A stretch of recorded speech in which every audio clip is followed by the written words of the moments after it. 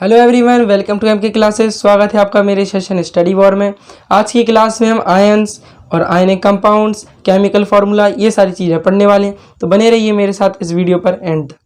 तो देखिए, सबसे पहले हम यहाँ पर पढ़ने वाले आयंस क्या होते हैं। तो देखिए, इसकी डेफिनेशन है, an ion is a positively और नेगेटिवली चार्ज एटम और ग्रुप ऑफ एटम। यानी एक आयन एक ऐसा पार्टिकल होता है कि वो जो भी एटम है या एलिमेंट है या फिर एटम का ग्रुप है, उसके ऊपर या तो पॉजिटिव चार्ज हो या नेगेटिव चार्ज हो। तो ऐसे एटम या एटम के ग्रुप जिनके ऊपर पॉजिटिव या नेगेटिव चार्ज हो, तो ऐसे पार्टिकलों को ही हम आयन कहते हैं। जैसे कि यहाँ पर एग्जांपल में मैंने लिया ये Na यानी सोडियम, तो इसके ऊपर पॉजिटिव चार्ज लग गया है तो ये आयन है। वैसे ही यहाँ पर Cl माइनस, तो यहाँ पर इसके नेगेटिव चार्ज लग गया तो ये भी आयन। फिर Mg2 प्लस O2 माइनस। अब देखिए, जो चार्ज लगते हैं ये ऐसे लगते हैं कि मैंने जो है एक वैलेंसी पर टॉपिक वाइज वाली वीडियो बना रखी है, उसकी अलग से मेरी प्लेलिस्ट चल रही है जिसमें टॉपिक वाइज मैं चैप्टर से वीडियो निकाल कर बनाता हूं। तो उसमें मैंने पूरी वैलेंसी वेल डिफाइन करके आपको समझा दी है। तो उस वीडियो का लिंक मैंने डिस्क्रिप्शन में दे दिया है, आप उसे चेक कर सकते हैं, जिससे आपको ये चार्ज जो मैं समझा रहा हूँ ये ज़्यादा अच्छे समझ में आएगा। देखिए, अपन लोगों ने देखी थी कि ऑक्सीजन की जो वैलेंसी होती है वो -2 होती है या 2- होती है। तो जितनी उसकी वैलेंसी होती है उतनी उसके ऊपर चार्ज आ जाता है। जैसे मैग्नीशियम की वैलेंसी 2+ होती है तो इसके ऊपर 2+ चार्ज। Cl की -1 होती है तो इसके ऊपर माइनस चार्ज। यहाँ पर 1 नहीं लगा होता है यानी -1 है, तो यहाँ पर माइनस लगाया जाता है। ऐसी +1 तो प्लस केवल लगाया जाता है। फिर देखिए, आयन के 2 टाइप्स होते हैं, 2 टाइप्स ऑफ आयन। एक होता है कैटायन, एक होता है एनायन। तो चलिए अब कैटायन और एनायन की डेफिनेशन देखते हैं। तो देखिए, आयन के 2 पार्ट होते हैं, एक होता है कैटायन, एक होता है एनायन। देखिए, पहले कैटायन की डेफिनेशन है, A cation is formed by the loss of one or more electrons in an atom। यानी कि जो कैटायन होता है वो तब बनता है, तब उसका फॉर्मेशन होती है, वो तब फॉर्म होता है जब किसी एटम में से एक या एक से ज़्यादा इलेक्ट्रॉन लॉस हो जाए या उसमें से चले जाए इलेक्ट्रॉन। किसी एटम में से एक या एक से ज़्यादा इलेक्ट्रॉन चले जाते हैं जब, तो वहाँ पर कैटायन बनता है। कैटायन यानी पॉजिटिव चार्ज। तो इसे शॉर्ट ट्रिक है कैटायन और एनायन में पहचानने की कि कौन सा पॉजिटिव है कौन सा नेगेटिव। तो यहाँ से आप कैटायन में से कट, अगर आप इसे थोड़ा गौर करें, ध्यान दें, तो कैटायन में से कट की थोड़ी सी आवाज आती है। तो कट जो भी करेंगे, इंटरसेक्ट जो होगा, तो जहाँ पर इंटरसेक्ट लाइन हो जाती है तो वहाँ पर पॉजिटिव का साइन आ जाता है, क्योंकि पॉजिटिव में 2 लाइन इंटरसेक्ट होती हैं आपस में। तो इसलिए आप कैटायन से याद रख सकते हैं कि कैटायन यानी पॉजिटिव चार्ज। तो इसके एग्जाम्पल है, जैसे Na यानी सोडियम, इसमें सिर्फ 1 इलेक्ट्रॉन चला जाता है तो इसका चार्ज पॉजिटिव आ जाता है, तो Na पॉजिटिव। वैसे ही Mg यानी मैग्नीशियम, तो इसमें सिर्फ 2 इलेक्ट्रॉन चले जाते हैं, 2 इलेक्ट्रॉन का लॉस हो जाता है, तो यहाँ पर Mg2+ यानी 2 पॉजिटिव का साइन आ जाता है। अब देखिए, एनायन की डेफिनेशन है, an anion is formed by the gain of 1 और more electrons in an atom. यानी कि अब देखिए, कैटायन जिसमें इलेक्ट्रॉन का लॉस हो जाए, तो एनायन होते हैं जिसमें इलेक्ट्रॉन गेन हो जाए, यानी इलेक्ट्रॉन किसी एटम के ऊपर एक या एक से ज़्यादा इलेक्ट्रॉन आ जाते हैं, गेन हो जाता है इलेक्ट्रॉन का, वहाँ पर एनायन का साइन आ जाता है। एनायन यानी नेगेटिव चार्ज। तो इसके एग्जाम्पल है, जैसे Cl में से 1 इलेक्ट्रॉन आ जाता है Cl पर, तो Cl पर माइनस यानी नेगेटिव चार्ज हो जाता है। फिर ऑक्सीजन, फिर इसमें 2 इलेक्ट्रॉन जब आ जाते हैं तो इसके ऊपर -2 का साइन या 2- का चार्ज आ जाता है। देख सकते हैं आप। देखिए, तो अभी मैंने जो आपको बताया, ये कैटायन एनायन, ये सब अभी एक मतलब एक एटम के लिए बताए कि यहाँ पर जो भी मैंने लिए एग्जाम्पल, ये एक एटम के लिए हैं। पर इसके कुछ कंपाउंड भी होते हैं कि अगर ये एटम एक या एक से ज़्यादा एटम आपस में बॉन्ड बना ले तो वहाँ पर भी आयन बन जाते हैं। तो ऐसे कंपाउंड जो कि बॉन्ड बना ले आपस में, उनके ऊपर भी कुछ चार्ज हो, तो उन्हें आयनिक कंपाउंड्स कहते हैं। तो चलिए अब जानते हैं कि आयनिक कंपाउंड्स क्या होते हैं। तो देखिए, आयनिक कंपाउंड की डेफिनेशन है, the compounds which are made up of ions are called ionic compounds. यानी कि ऐसे कंपाउंड जो कि आयन से मिलकर बने हो उन्हें आयनिक कंपाउंड कहा जाता है। यानी कि ऐसे कंपाउंड जिनके जो एटम वो आपस में जो अट्रैक्ट हैं एक दूसरे से, जो बॉन्ड बना हुआ है उनका, वो उनको अगर ब्रेक डाउन किया जाए तो वो आयंस में टूट जाएं, यानी कि या तो वो पॉजिटिव और नेगेटिव दोनों चार्ज में टूट जाएं। तो ऐसे कंपाउंड्स जो आयन से मिलकर बने हो तो उनको आयनिक कंपाउंड कहा जाता है। और ये जो होते हैं ये बहुत ही ज़्यादा अट्रैक्ट होते हैं, आपस में टाइटली अट्रैक्ट होते हैं और एक दूसरे से अट्रैक्ट ये एक फोर्स के कारण होते हैं, जिस फोर्स को अपन इलेक्ट्रोस्टैटिक फोर्स के नाम से जानते हैं। इस फोर्स के बारे में भी हम आगे पढ़ेंगे। तो जो आयनिक मतलब जो एटम होते हैं, आयनिक कंपाउंड में जो एटम होते हैं वो आपस में जो बॉन्ड बनाते हैं तो उस बॉन्ड को आयनिक बॉन्ड कहा जाता है, या नहीं तो फिर इलेक्ट्रोवैलेंट बॉन्ड कहा जाता है। तो इसके कुछ एग्जाम्पल हैं, जैसे NaCl। अगर अपन NaCl को ब्रेक डाउन करेंगे तो वो Na+ कैटायन में और Cl- एनायन में ब्रेक डाउन हो जाएगा। तो इसे ब्रेक डाउन करना इतना आसान नहीं होता है, इसके लिए अलग अलग प्रोसेस होती हैं। उसको हम आगे पढ़ेंगे इसी चैप्टर में। और दूसरा है CuSO4, तो ये Cu2+ कैटायन में और SO4 2- एनायन में ब्रेक डाउन होता है, देख सकते हैं आप। तो जैसा कि मैंने आपको बताया था, जैसे कोई कंपाउंड है, जैसे सपोज लेट कर लें H2O है, तो H2O यहाँ पर 2H और 1O ये कैसे आया, तो ये जो फॉर्मूला होता है ये केमिकल फार्मूला कहलाता है। केमिकल फार्मूले से ही इनके मतलब पता चलता है कि जो वाटर का H2 फार्मूला होता है, तो ये वाटर का फार्मूला कैसे होता है, यहाँ पर H2 कैसे हैं और O1 ही क्यों है, तो उसे केमिकल फार्मूला कहा जाता है। चलिए अब देखते हैं कि केमिकल फार्मूला क्या होता है। तो देखिए केमिकल फार्मूले की यहाँ पर डेफिनेशन है, the chemical formula of a compound represents the composition of a molecule of the compound in terms of the symbol of the element present in it.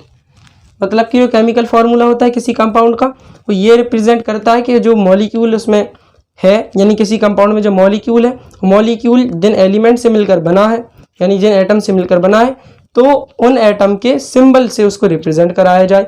और सिंबलों में वो कितने हैं, मतलब किसी मॉलिक्यूल के अंदर कितने एटम्स प्रेजेंट है वो भी दर्शाया जाता है, वो भी शो किया जाता है। जैसे यहाँ पर एग्जांपल मैंने वाटर का लिया, तो वाटर का केमिकल फार्मूला H2O होगा, तो ये इसके सिंबल से इसको रिप्रेजेंट किया गया है। जैसे हाइड्रोजन का सिंबल H, तो यहाँ पर H से रिप्रेजेंट है, ऑक्सीजन का सिंबल O, तो यहाँ O से रिप्रेजेंट है, और यहाँ पर 2 ये इंडिकेट कर रहा है कि यहाँ पर 2 हाइड्रोजन के एटम है, और वो के आगे कुछ नहीं लिखा, यानी O एक ही है।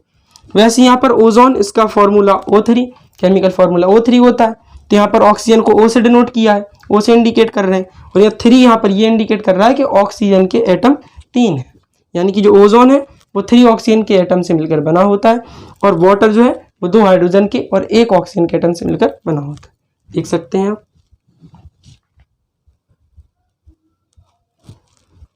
चलिए तो अब देखते हैं कि ये केमिकल जो फॉर्मूला ये लिखे गए हैं यहाँ पर किसी कंपाउंड के, ये कैसे निकाले जाते हैं।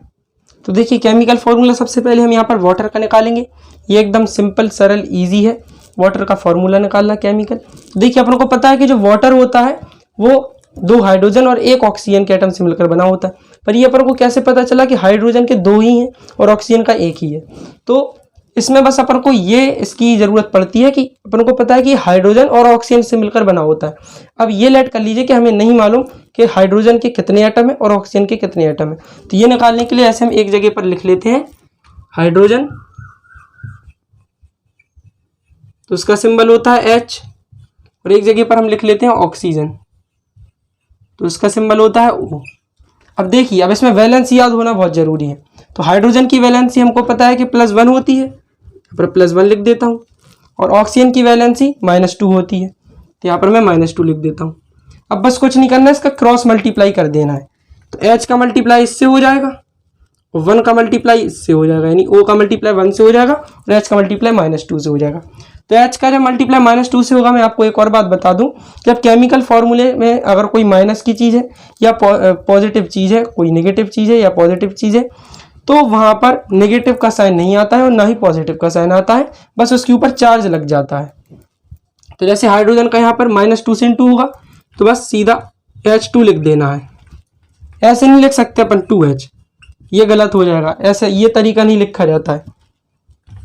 मतलब अगर पे एक एटम से अगर अपन किसी नंबर का मल्टीप्लाई करेंगे तो उसके आगे लगेगा, और अब जब हम आगे बैलेंसिंग करना सीखेंगे इक्वेशन को तो वहाँ आगे लग जाता है 2 का, लेकिन अभी जब अपन ने इनटू किया है तो यहाँ पर लगेगा, फिर O का +1 से 2 होगा तो O आ जाएगा सिंपली। तो इस तरह से बनाया जाता है केमिकल फॉर्मूला, देख सकते हैं।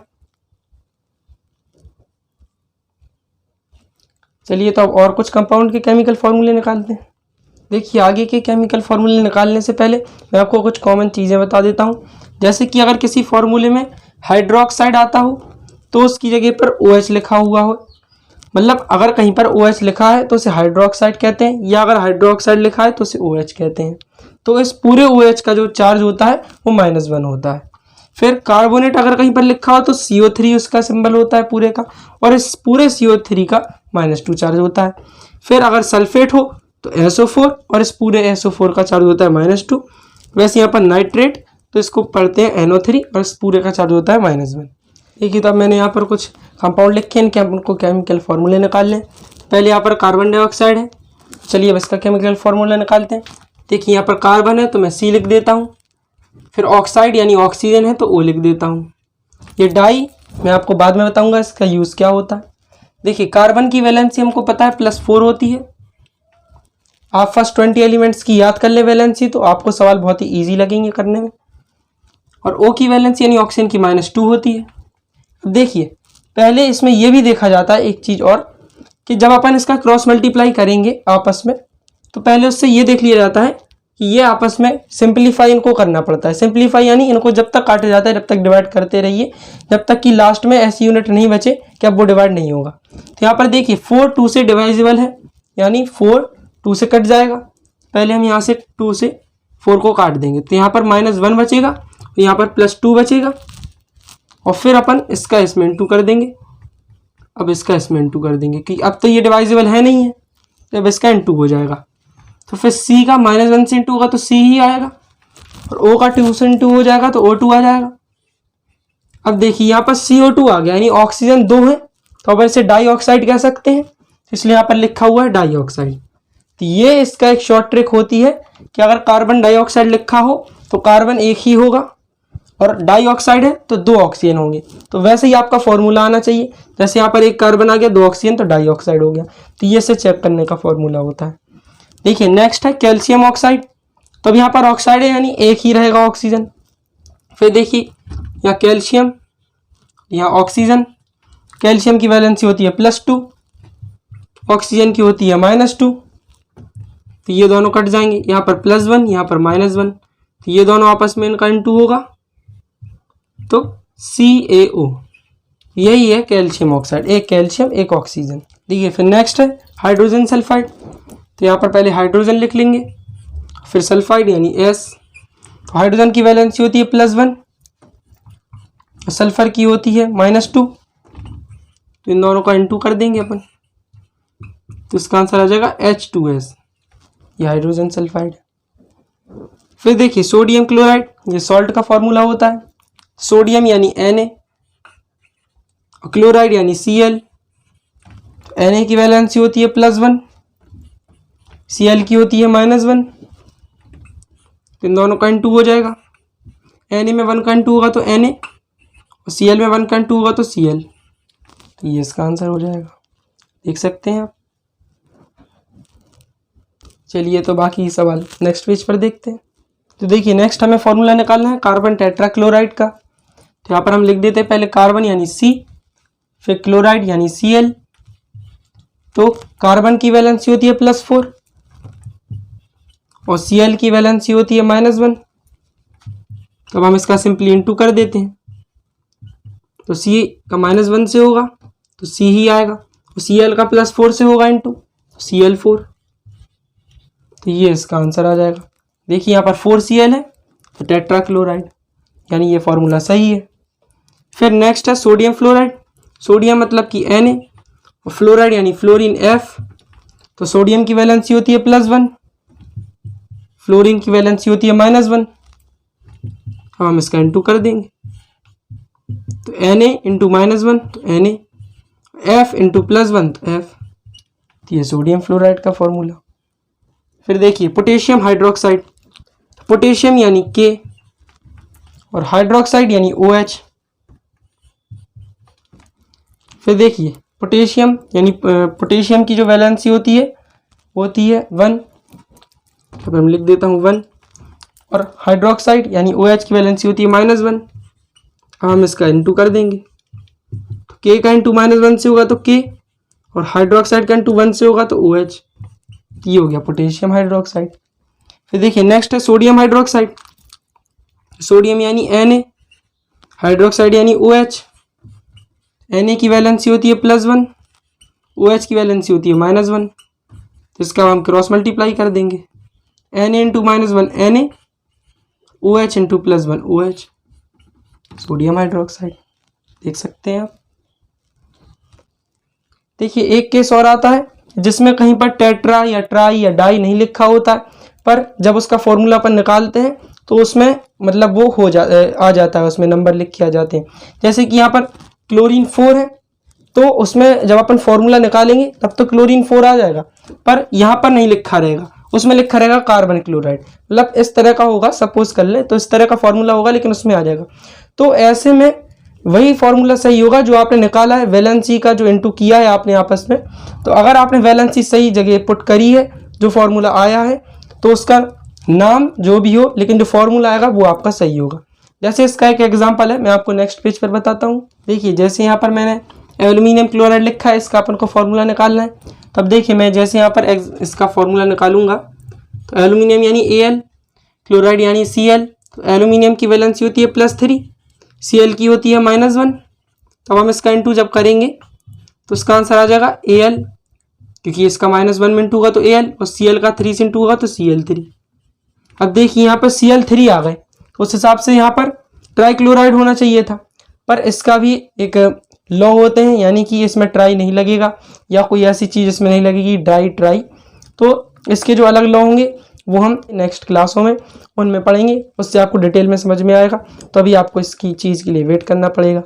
वैसे यहाँ पर एक है फॉर्मूला एल्यूमिनियम हाइड्रोक्साइड का, यहाँ पर हम Al लिखेंगे, हाइड्रोक्साइड यानी OH। तो इसकी वैलेंसी होती है +3, इसकी होती है -1। तो जब हम इसका इंटू करेंगे तो Al -1 से इंटू होगा। अब देखिए OH में जब 3 का इंटू होगा तो अपन इसे इस तरह से नहीं लिख सकते OH3। इसका मतलब तो ये होगा कि ऑक्सीजन 1 है और हाइड्रोजन 3 है। तो जब इसको लिखा जाता है तो ये दोनों OH का बॉन्ड है, तो 3 का O से भी इंटू होगा, H से भी इंटू होगा। तो इसलिए अपन इस तरह से लिखेंगे OH, फिर ब्रैकेट लगाएंगे और 3। तो इससे ये पता चलेगा कि 3 का इंटू O से भी हो रहा है और H से भी हो रहा है। इस तरह से फॉर्मूले लिखे जाते हैं। चलिए तो बाकी के फॉर्मूले नेक्स्ट पेज पर देखते हैं। तो देखिए अब हमें फॉर्मूला निकालना है एल्यूमिनियम कार्बोनेट का। तो एल्यूमिनियम यानी Al और कार्बोनेट यानी CO3। तो एल्यूमिनियम की वैलेंसी होती है +3, कार्बोनेट की वैलेंसी होती है -2। तो हम इसका क्रॉस मल्टीप्लाई कर देंगे। तो Al का 2 से इंटू होगा तो Al2, और CO3 का 3 से इंटू होगा तो ये पूरा होल में इंटू हो जाएगा 3 का। तो इसे अपन कहते हैं CO3 यानी कार्बोनेट का होल थ्राइस। तो एल्यूमिनियम और कार्बोनेट का होल थ्राइस, इसे ऐसे पढ़ेंगे। और ये जो फॉर्मूला है एल्यूमिनियम कार्बोनेट का है। फिर देखिए हमें निकालना है पोटेशियम सल्फेट का। पोटेशियम यानी K और सल्फेट यानी SO4। तो पोटेशियम की वैलेंसी होती है +1 और सल्फेट की वैलेंसी होती है -2। तो हम इसका इंटू कर देंगे। तो K का -2 से इंटू होगा तो K2, SO4 का +1 से इंटू होगा तो SO4। ये इसका फॉर्मूला आ जाएगा। देखिए नेक्स्ट है कैल्शियम नाइट्रेट का। कैल्शियम यानी Ca और नाइट्रेट यानी NO3। तो कैल्शियम की वैलेंसी होती है +2, नाइट्रेट की वैलेंसी होती है -1। तो हम इसका इसमें इंटू कर देंगे, इसका इसमें इंटू कर देंगे।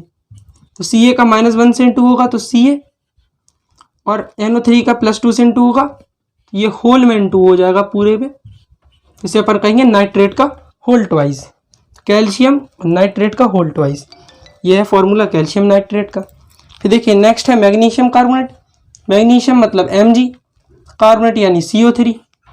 तो मैग्नीशियम की वैलेंसी होती है +2, कार्बोनेट की होती है -2।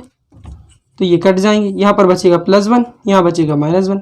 तो इसका -1 से इंटू, इसका +1 से इंटू, Mg इंटू -1 Mg होगा, और CO3 इंटू +1 तो CO3 होगा। देख सकते हैं आप। देखिए मैंने जो आपको केमिकल फार्मूला बताया, इसके कुछ लॉ भी होते हैं, लॉ ऑफ केमिकल फार्मूला। तो इन लॉ को पढ़ने से पहले हमें ये जानना होगा कि मेटल्स, नॉन मेटल्स, मेटलाइट्स, ये सारी चीज़ें क्या होती हैं। तो ये सारी चीज़ें हमें पीरियोडिक टेबल में देखने मिलती हैं, क्योंकि एलिमेंट को ही मेटल, नॉन मेटल, मेटलाइट्स इन सारी चीज़ों में मतलब क्लासीफाई किया गया है। तो वो सारी चीज़ें हम पीरियोडिक टेबल में पढ़ेंगे। तो पीरियोडिक टेबल पर पूरी मेरी एक टॉपिक वाइज वाली क्लास मैं अपनी टॉपिक वाइज वाली प्लेलिस्ट पर जल्दी अपलोड करने वाला हूं। पहले आप उसे चेक करें, उसके बाद मैं आपको नेक्स्ट वीडियो में केमिकल फार्मूला, मूल कॉन्सेप्ट, ये सारी चीज़ें पढ़ाऊंगा, तो आप उसे भी मिस ना करें। तो आज के लिए बस इतना ही। अगर आपको वीडियो अच्छी लगी हो तो उसे लाइक करें, कमेंट करें, शेयर करें। मेरे चैनल पर नए हैं, इसे सब्सक्राइब करके बेल आइकन जल्द से जल्द दबाएं। तो मिलते हैं अगली वीडियो में, तब तक के लिए बाय बाय।